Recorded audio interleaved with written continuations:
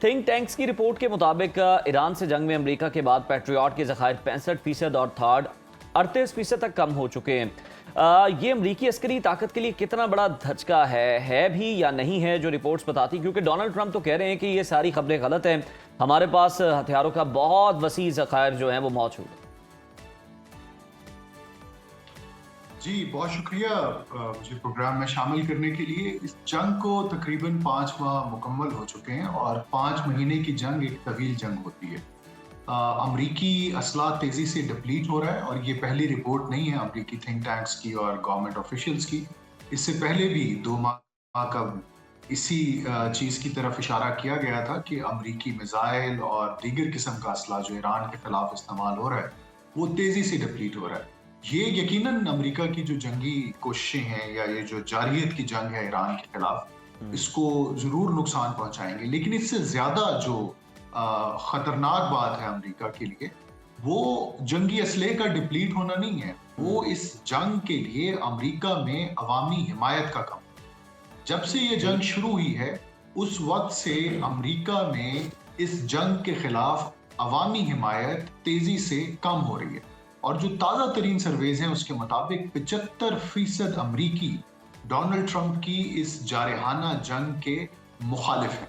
अब वक्त भी आहिस्ता आहिस्ता ट्रंप का साथ छोड़ रहा है क्योंकि अमरीका चंद ही महीनों में मिड टर्म इलेक्शंस की तरफ बढ़ेगा और अगर ट्रंप इस अधूरी जंग के साथ मिड टर्म इलेक्शंस में दाखिल होते हैं तो यकीनन जो नताइज हैं वो उनके लिए कोई हौसला अफजा नहीं होंगे। ट्रंप जानते हैं कि इस वक्त ईरान के साथ है जबकि घड़ी अमेरिका के पास है और जंग जब तवील हो जाए तो जिस फरीक के पास वक्त होता है उसको एक नेचुरल एडवांटेज हासिल हो जाता है। दूसरा, ईरान को एक जो नेचुरल एडवांटेज अवामी हिमायत, बैनुल अक़वामी हिमायत के अलावा है वो ये है कि जब जंग जारी होती है और किसी फरीक के पास जब खोने के लिए कुछ नहीं रहता है तो वो उस सूरत में मजीद खतरनाक हो जाता है। ईरान की सारी अस्करी जो क़यादत है, सियासी क़यादत है, उसको निशाना बनाया गया, ईरान का इंफ्रास्ट्रक्चर तबाह किया गया। तो अब ईरान के पास खोने के लिए कुछ नहीं है और प्रिजर्व करने के लिए कौमी वकार और हज़ार साल की तारीख है जिसको ईरान किसी भी सूरत में कॉम्प्रोमाइज करने के लिए तैयार नहीं है। यही वजह है कि अमेरिका की तरफ से बारहा कहा गया कि हमने ईरान की जो अस्करी सलाहियतें उन्हें तबाह कर दी है। अगर ईरान की अस्करी सलाहियतें तबाह होती तो आज ईरान इतने मुतवातिर हमले ना कर रहा होता गल्फ स्टेट्स में अमरीकी बेसिस के खिलाफ। तो ईरान की समहाउ जो जंगी सलाहियतें हैं वो मौजूद हैं। हो सकता है कि अमरीका के जो मुखालिफ मुल्क हैं वो इस वक्त ईरान को ढके छुपे असला भी फराम कर रहे हों, सिफारती बैकिंग भी फराम कर रहे हों, क्योंकि चीन और रूस कभी नहीं चाहेंगे कि अमेरिका इस जंग से जल्द बिल्कुल अज जल्द सही कह रहे हैं। बाहर। और इस तरह की खबरें भी आई हैं कि ईरान ने जो सीआई हेड जो ऑफिसेस थे वहाँ पर जो हमला किया है तो कहीं ना कहीं उनको रशिया की सपोर्ट हासिल थी। लेकिन सर, एक हदफ को तबाह करने के लिए अमेरिका दो इंटरसेप्टर्स का इस्तेमाल कर रहा है और चंद हफ्तों में कई साल की जो पैदावार का ख़त्म हो जाना, क्या अमेरिका के लिए ईरान के खिलाफ जंग जारी रखना मुमकिन हो सकेगा? और ये हम जो देख रहे हैं ना, जंग में बार बार ब्रेक आता है कि सदर ट्रंप कहते हैं हम हमला नहीं करेंगे, मुज़ाकरात को टाइम देना चाहते हैं और फिर चंद दिनों के बाद हमला कर देते हैं। इसके पीछे असल वजह क्या है?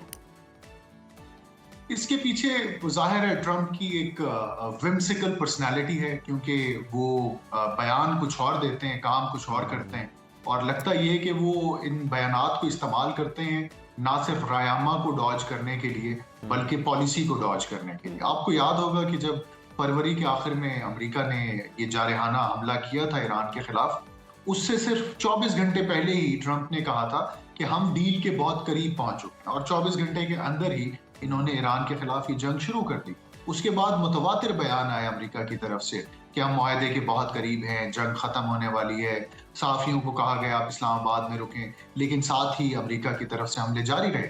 तो ये डिसेप्शन है जो ट्रंप इस्तेमाल करते हैं और करते रहेंगे। तो इनके बयानात से तो हम अखज़ नहीं कर सकते कि जंग कब खत्म होगी। साथ ही साथ इन्होंने ये भी कहा है कि अमेरिका वियतनाम की तरह इस जंग को कई दहाइयां लड़ने के लिए तैयार है। अब वियतनाम की जो जंग है वो कोई 15 साल से ज्यादा चली थी। अब क्या अमेरिका ट्रंप की क़यादत में 15 साल तक ईरान के खिलाफ ये जंग लड़ सकता है?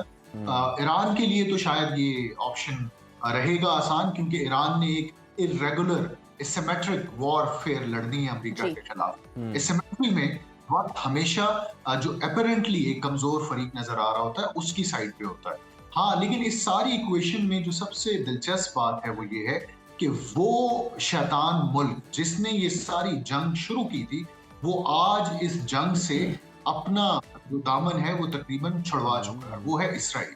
बिल्कुल इसराइल डॉक्टर की खुर्रम साहब, और इसराइल की स्पॉइलर की आपने बड़ी दुरुस्त निशानदेही की है। इसराइली वजीर आजम नेतन्याहू को अब हम देख रहे हैं, जिस तरह से आपने कहा बिल्कुल वही पॉलिसी है कि वो कहते हैं कि आइंदा का फैसला सदर ट्रंप करेंगे। हालांकि हमने पहले देखा कि माजी में अमेरिका रोक रहा होता था, लेकिन इसराइल जो है वो जानबूझ के हमले कर देता था और फिर अमेरिका को भी इन्वॉल्व होना पड़ता था। अब वो कहते हैं कि जनाब नहीं, हम सदर ट्रंप की इमामत में ही जो है वो हमला करेंगे जैसे वो कहेंगे। लेकिन दूसरी तरफ अमरीकी ज़खायर भी खाली हो रहे हैं, तो अब ट्रंप इंतजामिया के पास क्या ऑप्शंस बाकी रह जाते हैं और इसराइल के अपने इस बयान पर कायम रहेगा?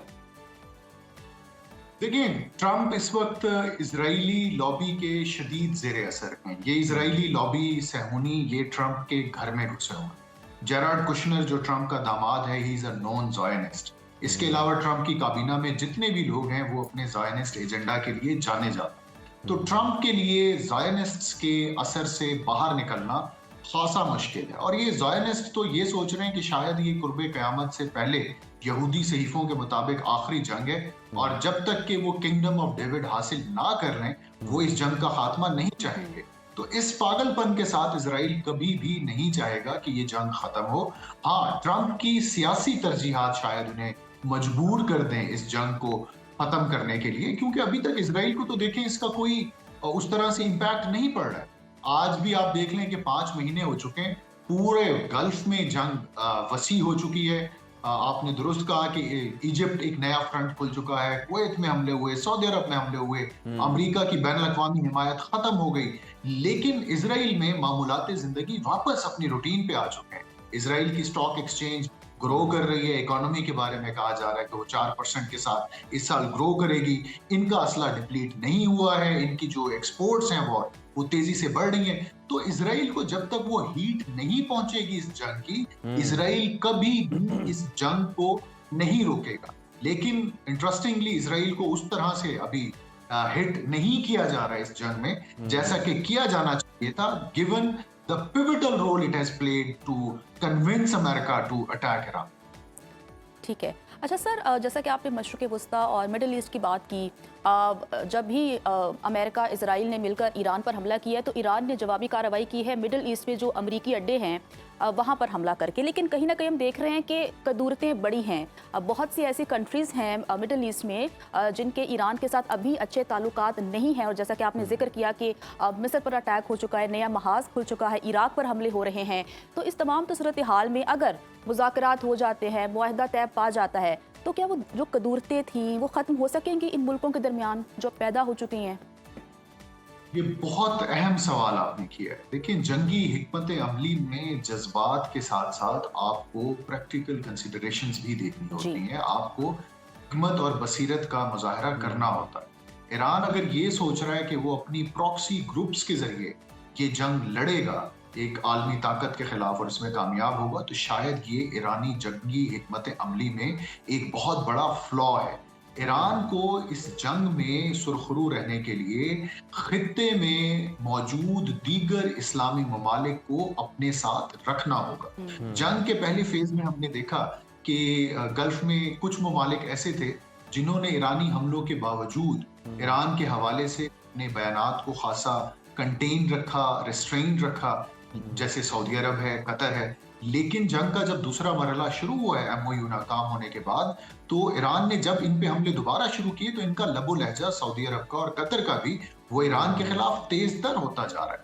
तो अगर ईरान इन मुस्लिम ममालिक की हिमायत खो बैठता है और ईरान ये सोच रहा है कि इन ममालिक की हिमायत के बगैर वो तनहा ये जंग लड़ लेगा, तो ये ईरान की बहुत बड़ी गलती है, क्योंकि प्रॉक्सी ग्रुप्स तो नाकाम हो चुके हैं।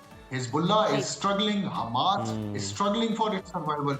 तो अगर ईरान ने ये जंग तवील अरसे के लिए लड़नी है तो आपको पाकिस्तान, सऊदी अरेबिया, तुर्की को ऑन बोर्ड रखना पड़ेगा, जैसा कि पहले मरहले में तीनों ममालिक ने साबित किया कि दे स्टैंड विद ईरान। लेकिन अगर ईरान जज्बात का मुजाहरा करके इन मुल्कों के खिलाफ अपने हमले जारी रखता, तो आई थिंक बिल्कुल बिल्कुल डॉक्टर साहब, आप ठीक कह रहे हैं, दुरुस्त फरमा रहे हैं कि जो ग्राउंड रियलिटी है उसको भी आपको देखना है और अपने ब्रादर इस्लामी ममालिक जो हैं उनके साथ भी ताल्लुकात को बेहतर रखना है, और ज़्यादा जो आपकी इमोशनल अप्रोच है उससे आप गुरेज करेंगे तो फिर ही कोई नताइज हासिल हो सकेंगे। बहुत शुक्रिया आपके वक्त का।